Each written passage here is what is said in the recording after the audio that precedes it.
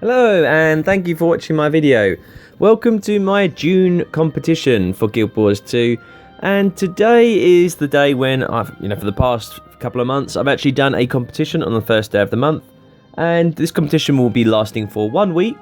And today we're going to be doing something a little bit different. The past few months I've actually asked you guys to submit screenshots. I'm going to give you guys a little bit more easier time this month, and this time all I'm going to ask you to do is leave a comment in the section below.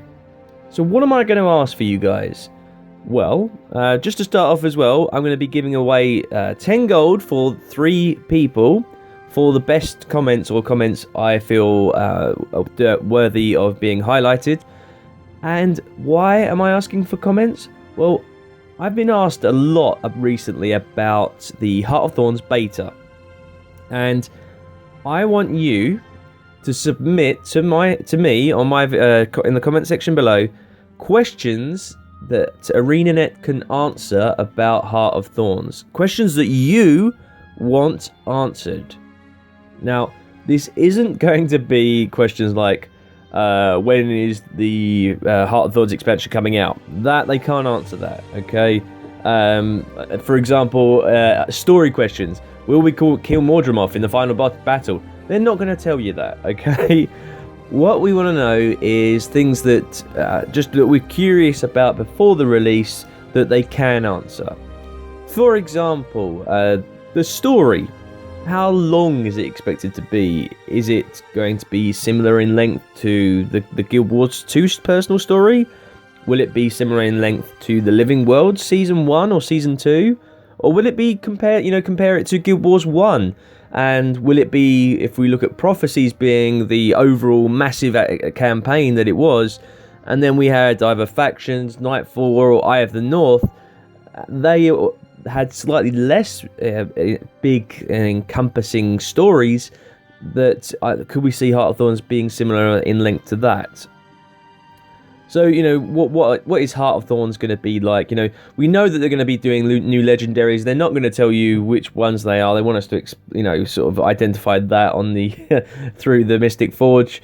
But, things like Tombs of Knowledge or Writs of Experience, are they going to count towards mastery points? Because otherwise, people are just going to go and do dungeons over and over again, and they'll be getting like 10,000 XP a time, and, easily, well, more than 10,000 XP, but they'll be making so much experience through these dungeons. They'll be ranking up so quickly. I know a lot of people are talking about guild halls as well. Obviously, guild halls they haven't really covered, but are we going to be able to? Is it going to be something similar to Guild Wars 1, whereby you could buy vendors and upgrade it, and you can do guild versus guild in your guild hall? Is that going to be able? Are we going to be able to do that in Heart of Thorns? What about PvP with Stronghold? A lot of talk about whether or not people want it on its separate queue. They've not given us any information about that.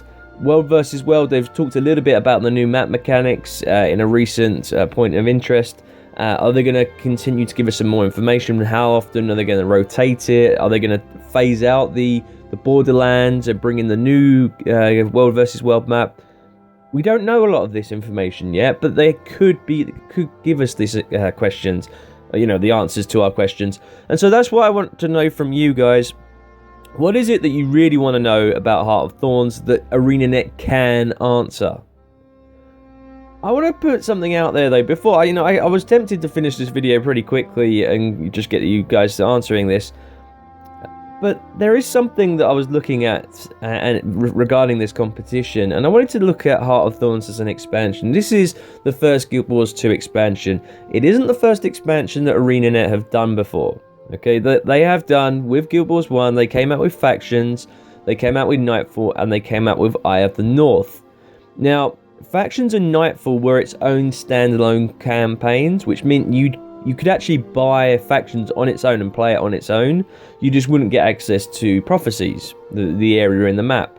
As the same with the case with Nightfall, you could buy Nightfall on its own, and you wouldn't actually have to go to Factions or Prophecies map areas at all. Eye of the North was a little bit different. You actually needed to own the actual game of Guild Wars 1 before you could actually buy it. That was a sort of that type of expansion. And so I'm guessing that Heart of Thorns is going to be similar in that regard to Eye of the North.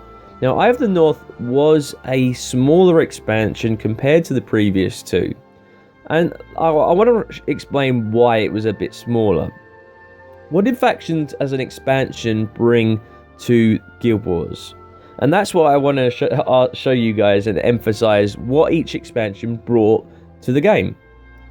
Factions brought in 2 new professions. They brought in, for factions, they brought in the Ritualist and the Thief.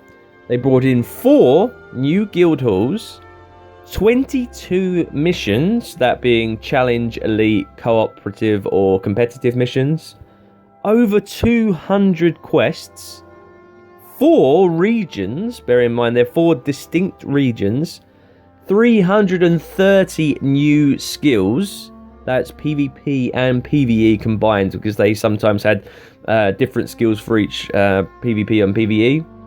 And we got alliance battles, where you'd have Kurziks versus Luxons. And that was just from factions. Nightfall, we got 2 new professions, the Paragon and the Dervish.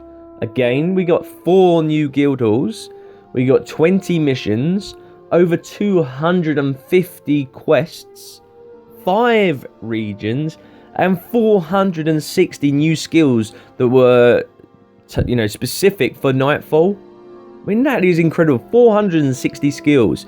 All right, okay. If you look at the actual specializations, okay, you get a new weapon, which is 5 new skills, and then the utility skills, which is probably another 4 skills, because we're not getting new elites yet. So I think I'll have to double check that. Maybe we are. So, all right, say 10 new skills just to round it up. So that's 90 new skills, because you've got obviously 9 professions. But obviously with the new, because of, I'm including obviously the fact that the Revenant, we haven't actually known much of his skills, and we don't know how many new skills overall the Revenant's going to have. But that just shows you the scope of these expansions. Then we come to Eye of the North. We didn't get a new profession. We didn't get any new guild halls. We didn't get missions, because they actually did it through a quest type system where we had 124 quests. But we did get 4 new regions. We also had 100 new skills. That sounds pretty close on for what I just mentioned about at least 90 new skills with the specializations plus whatever the Revenant has. So that's actually going to come pretty close. 18 dungeons. That was where Eye of the North really hit home and really, changed the game of Guild Wars by incorporating dungeons. We haven't got a clue if we're going to get dungeons in Heart of Thorns. So that's what I wanted to talk to you about, and show you what are we likely to get from Heart of Thorns. How many new maps are we likely to get in the Heart of Thorns expansion? I'd be disappointed if we got any less than 4 maps. We actually got 2 maps with the Living Story. We got Dry Top and the Silver Wastes. Surely we're going to have between 6 to 8, hopefully 12. I'd love if we got 12 new maps with the Heart of Thorns. I doubt it's going to happen, but we haven't had any information about this at all. And I think ArenaNet really have to, really upping how much information they're putting out there, because they are really starting to lose a lot of the hype, in my opinion. I think with the specializations, it was ramped up, and then when they've had this sort of mini break again, people are just on the wane for it. And that's why I wanted to bring in this competition. I wanted to get you guys involved and get you guys thinking, okay, what do I want to know about Heart of Thorns? What is it that really I just want ArenaNet to tell me? I know they can tell me, but just they won't do it. Let me know in the comment section below. Remember, the 3 ones that I think are the best questions will receive 10 gold each. And this is my June competition. Closing date in 1 week, so it'll close on the 8th of June. Thank you very much for watching my video. Feel free to comment, and I will see you on the next video.